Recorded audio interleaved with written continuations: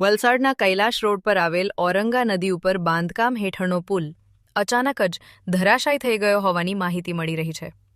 ઘટનાને લઈને વિસ્તારમાં ક્ષણભર માટે હાહાકાર મચી ગયો હતો.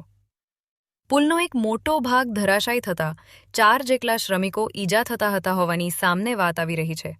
તેઓને વલસાડ સિવિલમાં સારવાર હેઠળ ખસેડાયા હતા. ઘટના બને ત્યારથી જ ફાયર વિભાગ અને સ્થાનિક લોકો સાથે પોલીસ વિભાગ કર્મચારીઓ તાત્કાલિક બચાવ કામગીરીમાં જૂટી ગયા છે. રેસ્ક્યુ દરમિયાન અત્યાર સુધીમાં 4 લોકોને સુરક્ષિત રીતે બહાર કાઢવામાં આવ્યા છે.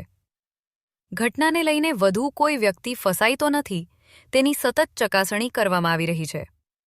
સમગ્ર ઘટનામાં ક્રેન મશીનરીની મદદથી પુલના ધરાશાયી થયેલા ભાગોને હટાવવાનું કામ પણ શરૂ કરવામાં આવ્યું છે, જેથી જો કોઈ વધુ વ્યક્તિ ફસાઈ હોય તો તેને સહેલાઈથી બચાવી શકાય. પ્રશાસન તરફથી ઘટનાને લઈ પ્રાથમિક તપાસ શરૂ કરવામાં આવી છે કે કઈ રીતે બાંધકામ હેઠળનો પુલ અચાનક તૂટી પડ્યો.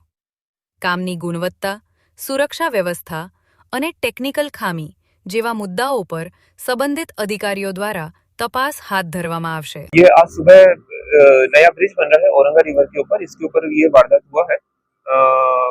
नया ब्रिज बन रहा है, इसमें स्लैब डाला जाएगा। अभी स्लैब डालने से पहले जो गर्डर लगाने का काम होता है उस दौरान ये घटना हुई है, जिसमें 5 लोगों को इंजरी हुआ है। 5 में से 4 लोग अभी स्टेबल है और 1 पर्सन जो है ही इज अंडर ऑब्जर्वेशन, तो उसको कंटिन्यूअस ऑब्जर्वेशन में रखा जा रहा है। आज रोज 9 बजे के आसपास औरंगा नदी पर बन रहे नए ब्रिज के ऊपर स्लैब भरने के लिए गटर का काम जो 15 दिन पहले गटर डाला हुआ था उसका लेवलिंग का काम चल रहा था। उस लेवलिंग के कामकाज के दरमियान एक ट्रस है वो स्लिप हो जाने की वजह से पूरा जो गटर का स्ट्रक्चर है वो कोलैप्स हुआ है। काम कर रहे 5 मजदूरों को इंजरी हुई है, लेकिन जैसे एक्सटर्नल इंजरी को देखते हुए ऐसा लग नहीं रहा है कि उनको कोई मेजर इंजरी है। फिर भी उन सबको हॉस्पिटल कस्तूरबा हॉस्पिटल शिफ्ट किया गया है। अगर कोई मेजर इंजरी हुई तो डॉक्टर साहब बता देंगे। अभी इसकी प्राइमरी इंक्वायरी चल रही है और जैसे ही मतलब कुछ टेक्निकल ओपिनियन के बाद मालूम पड़ेगा कि घटना किस प्रकार से और किस कारण की वजह से हुई है। Thank you.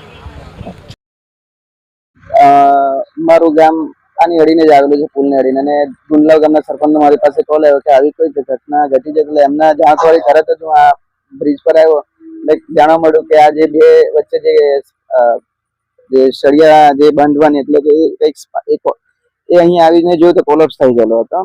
એટલે કે કંઈક એ લોકોનું ટેકનિકલ રીઝન હશે એ આપણને પણ ખ્યાલ નહીં, પરંતુ કેવું કે જ્યારે આ પડ્યો ને એ પછી જે મજૂરો જે કઈ બી સામાન્ય જતા એમને તાત્કાલિક માનવતાની રાહે લોકોએ હોસ્પિટલે પહોંચાડ્યા છે. અને તાત્કાલિક ફાયર વિભાગ અને પોલીસ તંત્ર અને વહીવટતંત્ર આવીને આ કામગીરી પૂરજોશમાં ચાલુ છે.